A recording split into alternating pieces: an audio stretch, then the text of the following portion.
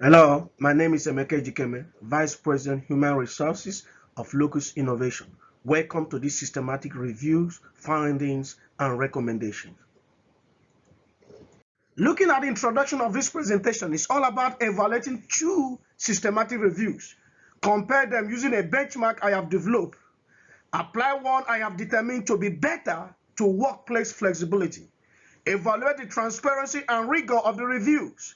Findings to evidence-based management, which will be applied to solve the problem in locus innovation.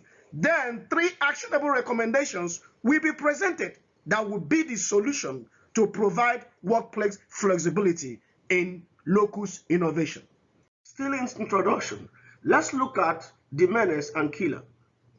Jimenez and Keeler, the research question focused on what is the relationship between flexible working arrangements and performance or related outcomes.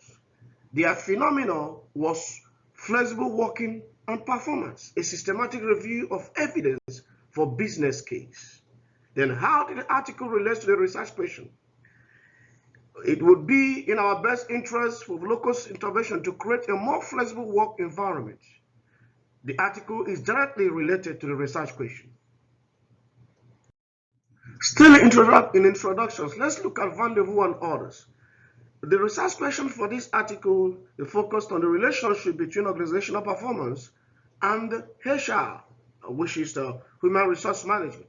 The phenomenon is employee well-being and the HR organizational performance relationship. This is a review of qualitative studies. And let's see how the article relates to the research question. So the article is not directly related to the research question because it's talking about mutual gains and convenient outcomes, which is not what we are looking for.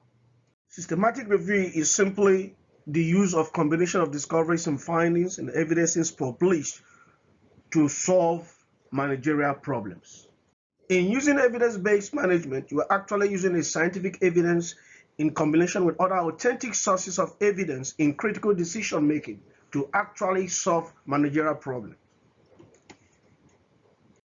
The problem here now is low staff retention due to reported lack of work-life balance. But the question is here is will it be in our best interest for locus innovation to create a more flexible work environment to solve this particular problem?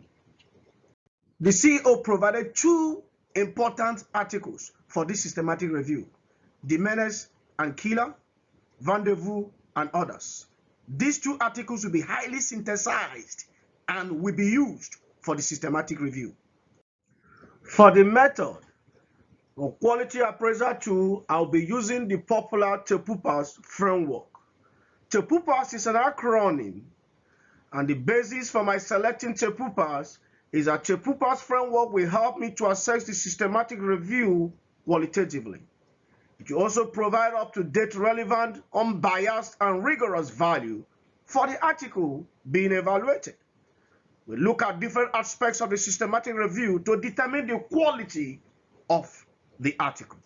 It will evaluate the systematic review to enhance understanding and provide evidence in a way that will allow transparency and transferability in case of any replication. To assess the qualitative system review for rigor and trustworthiness, which is domain quality between the two articles. And we provide the thinking space to assess quality of systematic review, thereby giving it value for it to be appraised in a real way.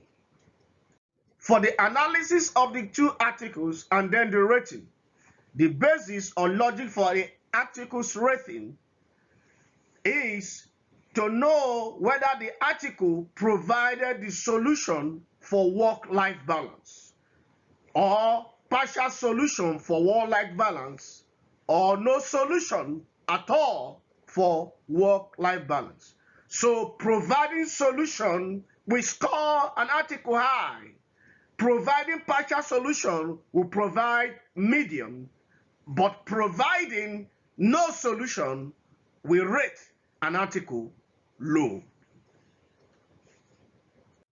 For transparency on Jimenez and Keeler, I score them high because they listed the databases and keywords the flexible work arrangements measured. The findings from 148 publications are considered, most of which are academic papers, but some are from the gray literature. So I score them high for being transparent. For Van der Voort and others, the transparency criteria, the research question was upfront. It was very clear. 11 reviews were selected with cross-checking, but no further explanation was made, so I scored them high. On accuracy, Jimenez and Kelly, I scored them high because the review question actually provided a pathway to the solution of the problem at hand. For accuracy, Van der Voort and others have scored them low because research focus not directly related to research question, though they mention some important points like employee well-being and happiness and relationship, but that is not required. For purposivity, Jimenez and Keeler scored them high because the authors used systematic reviews very well and was well justified. They compared studies very well and showed many samples, so I scored them. For purposivity, I scored Van der Voort medium. Although they explained certain points, author systematic reviews and gave reasons why, but their conclusion does not fit the research purpose. On utility, I scored Jimenez and Keeler high because the article addresses flexible work arrangement and retention. It is possible to use this article to implement FWA in locus innovation to improve work conditions and encourage employee retention, which is what we are looking for. So I scored them high. On utility for Van der Voort and others, I scored them medium, though the article gave good recommendations but did not directly speak to the research problem, so I scored them medium. On propriety, Jimenez and Kelly, I scored them high because the article addresses ethical and legal matters. They outline all the databases they use and mention all the searches material, so they were very clear.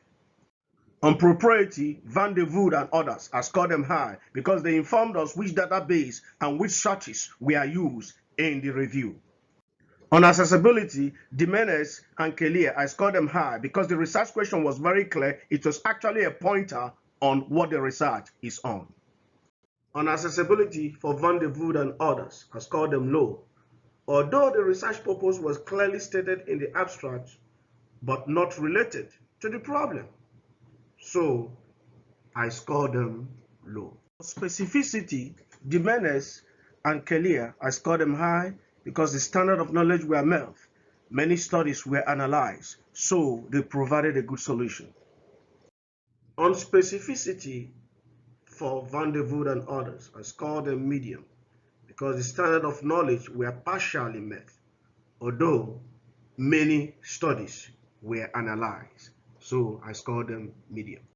When you look at the final comparison scoreboard, you will see that Jimenez and Keeler scored high in all the criteria: transparency, accuracy, purposivity, utility, propriety, accessibility, and specificity.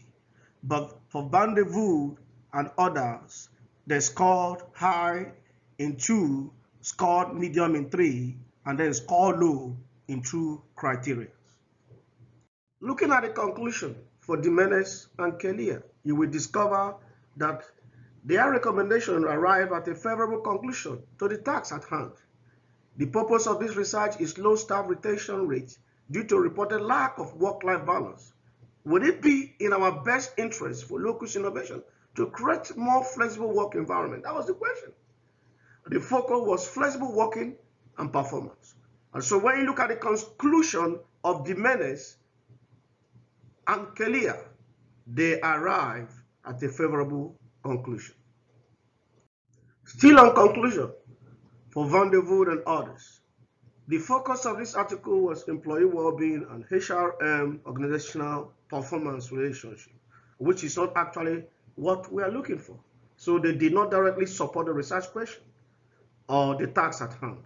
So the effects of HRM on happiness and relationship, well-being support the mutual gains perspective. Health well-being may, however, function as a conflict in outcome. And that is a good conclusion, but that does not imply to the task at hand. For the most reasonable article of my choice, I decided to select Jimenez and clear.